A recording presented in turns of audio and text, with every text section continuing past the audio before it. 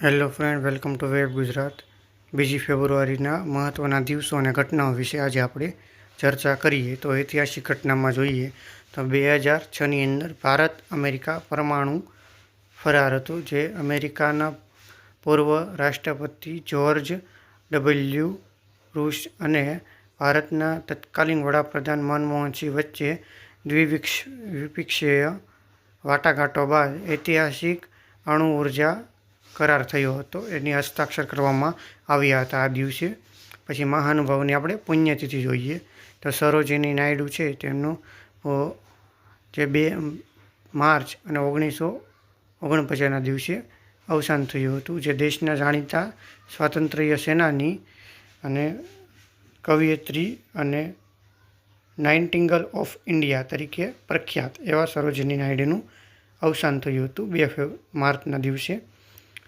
તેઓ ભારતના પ્રથમ મહિલા રાજ્યપાલ એટલે કે ઉત્તર પ્રદેશથી બનવાથી ગૌરવ ધરાવે છે. પછીનું જોઈએ તો હરકોટ બટલર, જે 1938ની અંદર એનું અવસાન થયું હતું. બ્રિટિશ વહીવટકર્તા, જેમણે ભારતના શિક્ષણ અને ગવર્નર તરીકે ઉત્તર પ્રદેશ અને મધ્ય મ્યાનમારમાં મહત્ત્વપૂર્ણ યોગદાન આપ્યું હતું. પછીનું જોઈએ તો સૈયદ અલી, 2023ની અંદર એમનું અવસાન થયું હતું, જે ભારતીય હોકી ટીમના પૂર્વ દિગ્ગજ ખેલાડી હતા. બરાબર, તેમને 1975ની અંદર વિશ્વકપ વિજેતા ટીમનો ખિતાબ પણ મળેલો છે.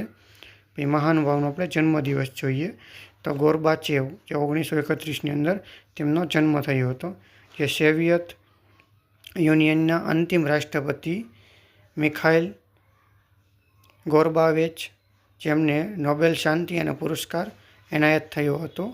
તેમનો જન્મ 2 માર્ચના દિવસે થયો હતો. ટાઇગર શ્રોફ, જે 1990ની અંદર તેમનો જન્મ થયો છે. બોલિવૂડના પ્રખ્યાત એક્ટર અને માર્શલ આર્ટ કલાકાર ટાઇગર શ્રોફનો જન્મ 2 માર્ચના દિવસે થયો હતો. જો તમને આ વિડીયો ગમ્યો હોય તો લાઇક, શેર અને સબસ્ક્રાઈબ કરજો. જય હિન્દ, જય ભારત.